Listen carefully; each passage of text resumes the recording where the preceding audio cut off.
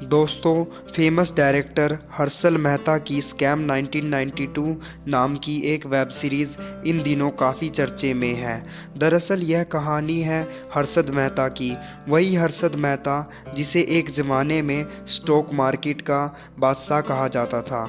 करीब 5,000 करोड़ का घोटाला करके हर्षद ने उस समय पूरे भारत को हिला दिया था। हालांकि एक गरीब गुजराती परिवार में जन्म लेने वाले हर्षद की जेब तो खाली थी, लेकिन उनकी आंखों में सपने बड़े थे और फिर अपनी मेहनत और दिमाग का इस्तेमाल करके वह स्टॉक मार्केट के बिग बुल कहलाए।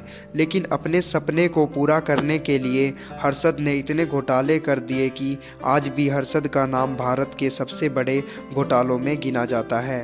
इसलिए आज की वीडियो में मैं आपको हर्षद मेहता की लाइफ और उनके द्वारा किए गए स्कैम के बारे में बताऊंगा। हर्षद मेहता का जन्म 29 जुलाई 1954 को गुजरात के राजकोट जिले में हुआ था। उनका पूरा नाम हर्षद शांतिलाल मेहता था। उनके पिता का नाम शांतिलाल मेहता और माता का नाम रसीलाबेन मेहता था। उनके पिता बॉम्बे के कांदिवली में एक छोटे व्यापारी थे, लेकिन बाद में उनका परिवार छत्तीसगढ़ के रायपुर में चले गए। उन्होंने अपनी स्कूली शिक्षा Holi cross Byron high school से की और कॉलेज की पढ़ाई लाजपत राय कॉलेज से की। उन्होंने अपनी बीकॉम की डिग्री करने के बाद कई सालों तक अलग अलग कंपनियों में काम किया। इसी दौरान उन्हें शेयर बाजार में दिलचस्पी हुई और वो ब्रोकरेज फर्म में शामिल हो गए। 1984 में वो बॉम्बे स्टॉक एक्सचेंज के दलाल बन गए। इसके बाद उन्होंने Growmore research and asset management नाम की अपनी फर्म की स्थापना की। हर्षद मेहता ने अपने तेज दिमाग का इस्तेमाल करके बहुत ही कम समय में शेयर मार्केट में खूब पैसा बनाया और फिर धीरे धीरे आगे चलकर 1990 तक Harshad Mehta Indian stock market का एक बड़ा नाम बन चुके थे।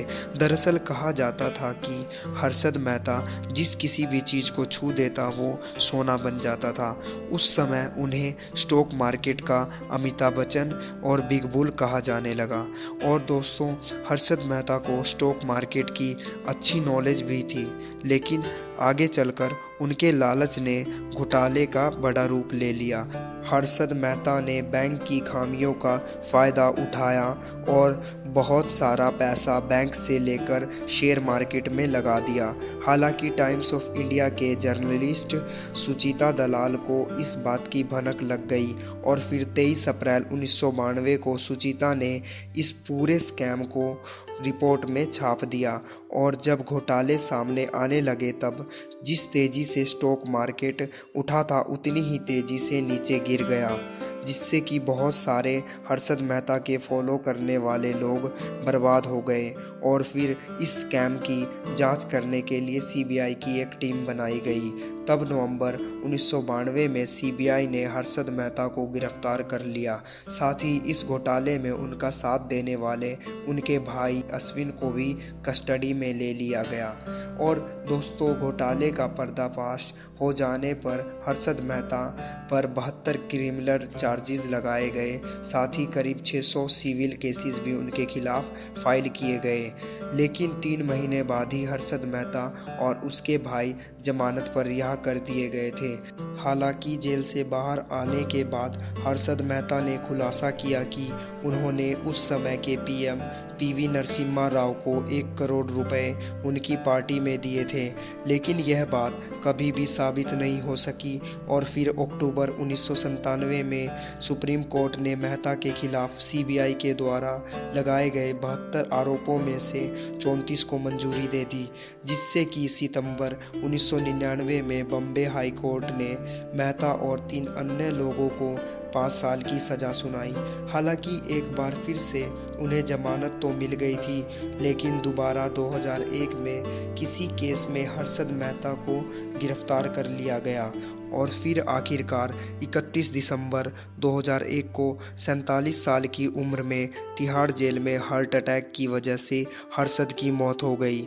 लेकिन दोस्तों चलिए अब हम बात करते हैं हर्षद मेहता की फैमिली के बारे में कि आखिरकार हर्षद की मौत के बाद उनकी फैमिली का क्या हुआ। तो दोस्तों हर्षद की मौत के बाद बहुत सारे केस उनकी फैमिली को लड़ना पड़ा और 22 साल की कानूनी लड़ाई के बाद टैक्स डिपार्टमेंट ने फरवरी 2019 में हर्षद मेहता और उसके भाई पर लगे 2 करोड़ रुपए के टैक्स को माफ़ कर दिया और हर्षद मेहता की फैमिली ने इसी साल फेडरल बैंक के खिलाफ लड़ रहे केस को भी जीत लिया, जिसमें कि हर्षद मेहता और उनकी फैमिली को फेडरल बैंक की तरफ से 6 करोड़ रुपए 18% ब्याज के साथ देने के लिए कहा गया।